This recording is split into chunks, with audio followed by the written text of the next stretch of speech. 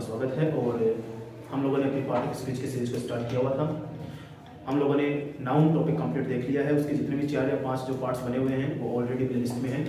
और हम लोगों ने सेकंड जो पार्ट ऑफ स्पीच है हमारा प्रोनाउन, उसको स्टार्ट कर रखा है, जिसकी हम लोगों ने 2 क्लास ऑलरेडी अटेंड कर ली है।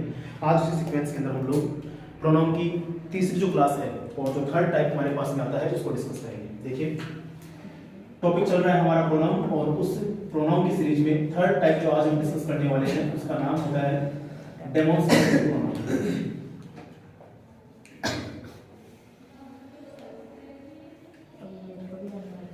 डेमोंस्ट्रेटिव का मतलब क्या होता है सर? देखो, डेमोंस्ट्रेटिव का मतलब होता है किसी भी चीज को, किसी भी बात को, किसी भी थिंग को अगर आप स्पेसिफिकली प्रिसाइज होकर किसी को बताते हो ना, उसको हम क्या बोलते हैं? डेमोंस्ट्रेट करना। ठीक है, अगर मैं इस डेमोंस्ट्रेटिव का मतलब बताऊं आपको तो इसका मतलब होता है डेमोंस्ट्रेट करना। और डेमोंस्ट्रेट से हम लोग एक बात समझ में, मतलब हम लोगों को एक बात समझ में आती है कि डेमोंस्ट्रेट का मीनिंग होता है किसी भी चीज को, किसी भी ऑब्जेक्ट को, किसी भी थिंग को हम लोग क्या कहते हैं सर? स्पेसिफिकली अगर प्रिसाइजली उसको बताते हैं सामने वाले इंसान को तो उसको हम क्या बोलते हैं सर? डेमोंस्ट्रेट बोलते हैं। ठीक है, अब हम क्या करेंगे इस डेमोंस्ट्रेटिव प्रोनाउन के अंदर कुछ बातें आगे करेंगे। देखिए, बेसिकली हमारे पास में जो है डेमोंस्ट्रेटिव प्रोनाउन लिमिटेड होते हैं, लिमिटेड डेमोंस्ट्रेटिव प्रोनाउन होते हैं। बट कुछ बुक्स या जो एडवांस ग्रामर की जो बुक होती है हमारे पास में, वो ये बोलती है कि डेमोंस्ट्रेटिव प्रोनाउन बहुत सारे हो सकते हैं।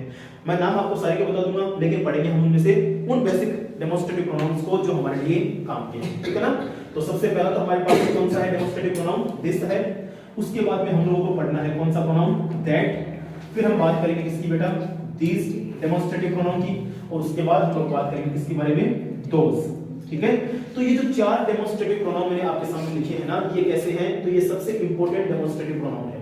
तो इसका मतलब कि सर जो आगे बताने वाले हैं वो इंपॉर्टेंट नहीं है। हां गौरव, दिक्कत हो रही है इधर ज्यादा कैमरे को ला। तो हमारे पास में ये 4 डेमोंस्ट्रेटिव प्रोनाउन है, दिस, दैट, दीज और दोस। ठीक है ना?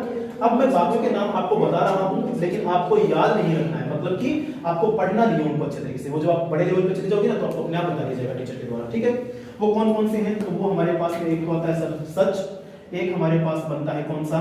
वन, और एक हमारे पास और हो जाता है डेमोंस्ट्रेटिव प्रोनाउन, वो कौन सा होता है सर? नीदर। ठीक है, ये हमारे पास में कुछ क्या होते हैं? कुछ एक्स्ट्रा डेमोंस्ट्रेटिव प्रोनाउन भी होते हैं जिनके फंक्शनिंग हमारे को अभी पढ़ने की requirement up to 12th class या उसके कम की जो है वहां तक नहीं है। हम उसके बाद में उनको पढ़ सकते हैं आराम से। बट जो फिलहाल हमारे पास में है, जिनके ऊपर हमारे को सारा सारा ध्यान रखना है या जिनको पढ़ना है डेमोंस्ट्रेटिव प्रोनाउन के अंदर, वो कौन कौन से हैं? तो वो सर हमारे पास में 4 हैं। सबसे पहला कौन सा है? दिस, उसके बाद में दैट, दीज, और इसके बाद में हमारे पास में दोस।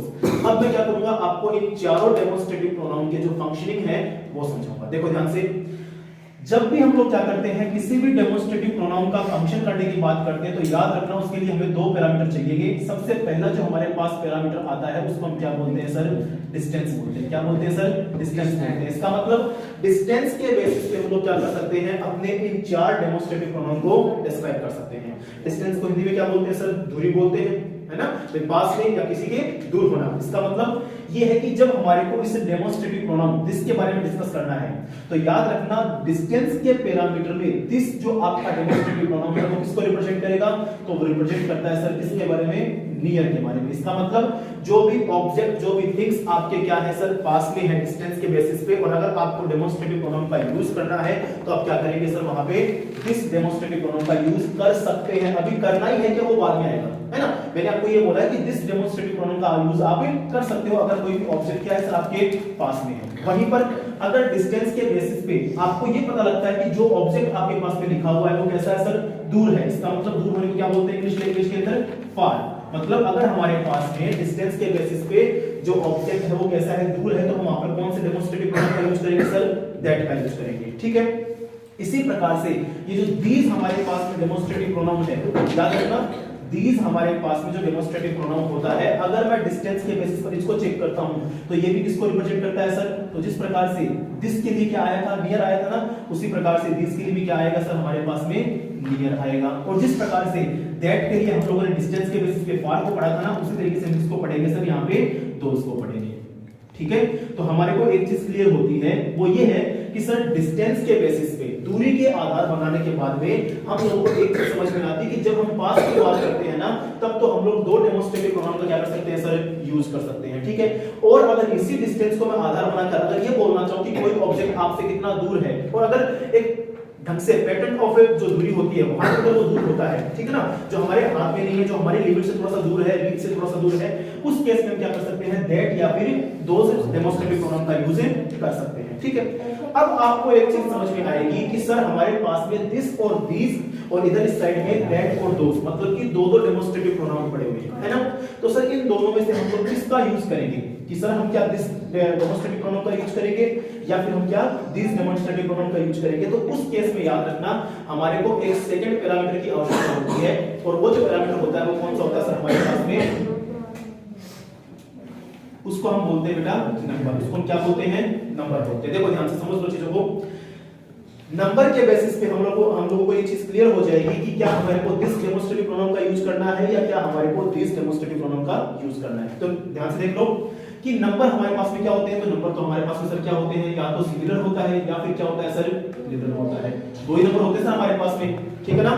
तो याद रखना अगर आपको डिस्टेंस के बेसिस पर नियर का यूज करना है और अगर जो ऑब्जेक्ट आप यूज में ले रहे हो डेमोस्ट्रेटिव प्रोनाउन में अगर वो कैसा है, उसका नंबर सिंगुलर है, कैसा है सर उसका नंबर यदि सिंगुलर है, मैं यहां पे लिख देता हूं अच्छे से, अगर उसका नंबर कैसा है सर सिंगुलर है, तो आप इसको काम में लोगे सर दिस डेमोस्ट्रेटिव प्रोनाउन काम में लोगे। और वहीं पर यदि नंबर के बेसिस पे आपको ये पता लगता है कि पास में, हालांकि वो पास में है ऑब्जेक्ट और आपको डेमोस्ट्रेटिव प्रोनाउन काम में लेना है, लेकिन यदि उसका नेचर कैसा है सर प्लूरल है, अगर उसका नेचर कैसा है प्लूरल है, तो आपको कौन सा ये जो है ना डेमोस्ट्रेटिव प्रोनाउन वो कौन सा काम में लेना है बेटा, तो आपको काम में लेना है दिस डेमोस्ट्रेटिव प्रोनाउन, ठीक है। अब बात समझ में आ गई, दोबारा चेक कर लो एक बार, आपके पास में नियर फैक्टर को साबित करते हुए दो प्रोनाउन आते हैं, पहला कौन सा है दिस और दूसरा कौन सा है दिस। तो हमारे को क्लियर कौन करेगा, हमारे को क्लियर करेगा नंबर पैरामीटर। नंबर क्या बोलता है कि यदि आपका नंबर सिंगुलर है ऑब्जेक्ट का तब तो क्या आएगा, दिस आएगा, और यदि वही नंबर आपके पास में क्या है सर प्लूरल का है, बहुवचन में है, तो इसके साथ में क्या आ जाएगा, दिस आ जाएगा।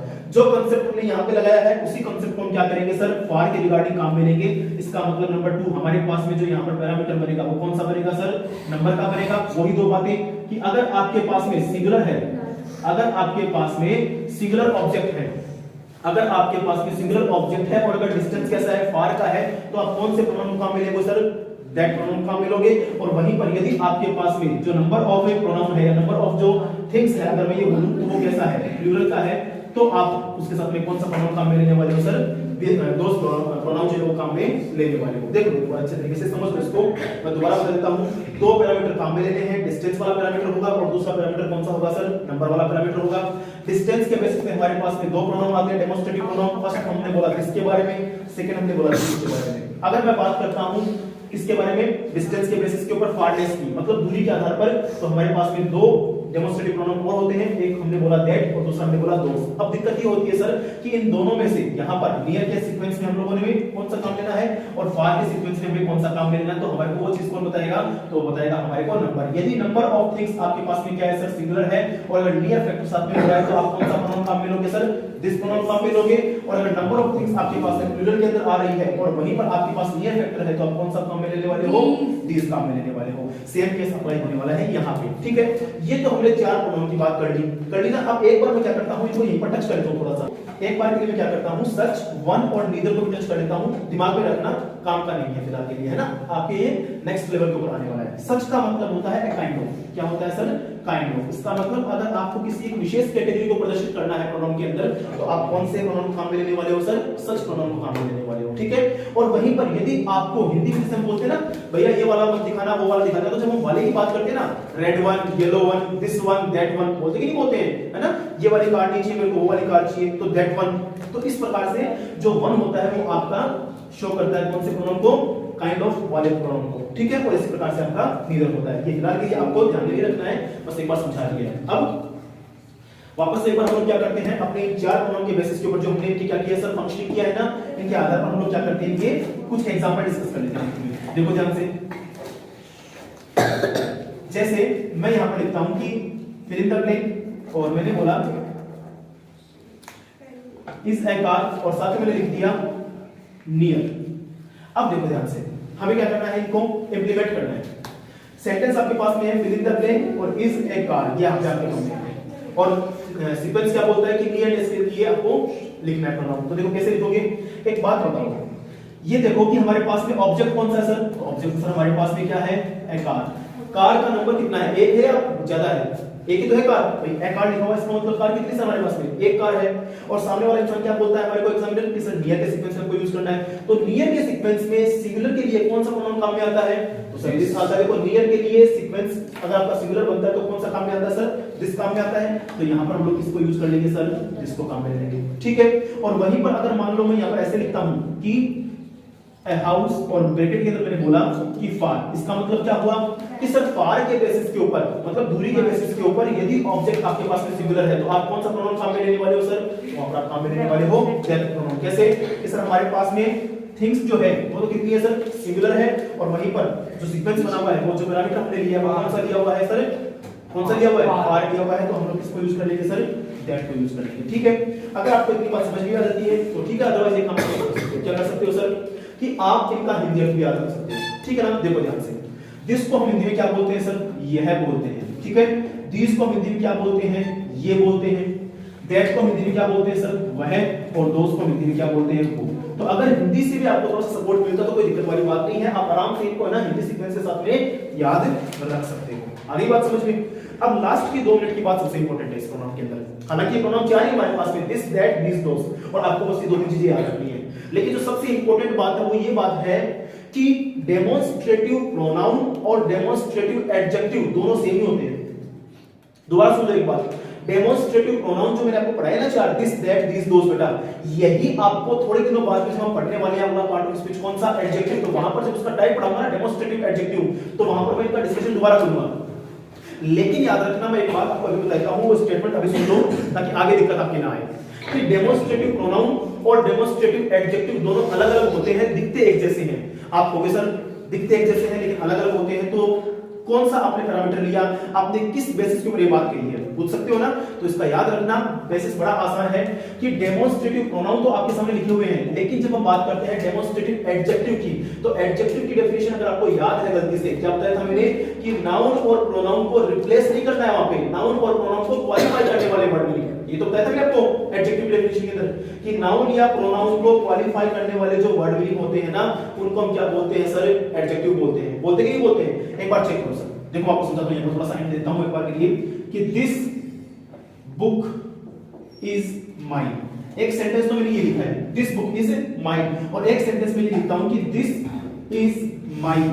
और अब अगर आपसे पूछता हूं, देखो ध्यान से समझ लो एक बार 2 मिनट के लिए, 2 सेंटेंस आपके सामने लिखे हुए हैं, दिस बुक इज माइन और दिस इज माय बुक। इन दोनों में से देखो एक बार ध्यान से, दिस यहां पर भी आया और यहां पर भी आया है ना।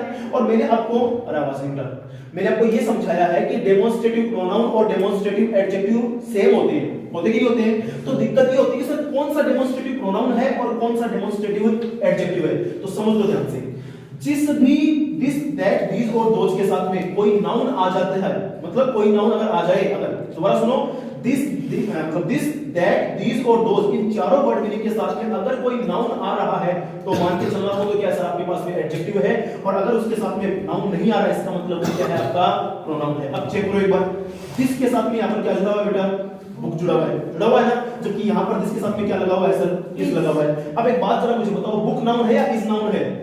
सीधी सी बात है सर, बुक नाउन है आपके पास में, है कि नहीं है? तो इसका मतलब ये सर जो पहले वाला सेंटेंस में जो दिस आया हुआ है ना, ये क्या है मेरे पास में, डेमोंस्ट्रेटिव एडजेक्टिव है। बात समझ में आ गई क्या? और ये जो सेकंड वाला लिखा हुआ है ना दिस, ये क्या है सर आपके पास में, डेमोंस्ट्रेटिव प्रोनाउन है, जिसको हम लोग क्या कर रहे हैं सर, यहां पर डिस्कस कर रहे हैं। इतनी बात समझ में आ गई क्या? देखो इस पूरी क्लास की एक सिंपल सी छोटी सी बात है, दिस दैट दीस दोज, ये 4 ऐसे वर्ड मीनिंग है इंग्लिश लैंग्वेज के अंदर जो आपके लिए डेमोंस्ट्रेटिव प्रोनाउन का भी काम करेंगे, और वही आपके लिए किसका काम करते हैं सर, डेमोंस्ट्रेटिव एडजेक्टिव का काम करते हैं।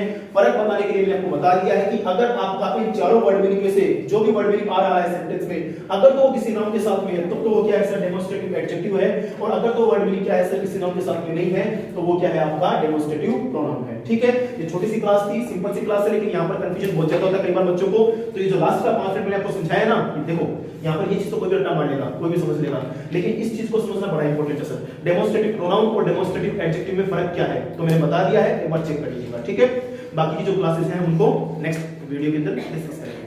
Till then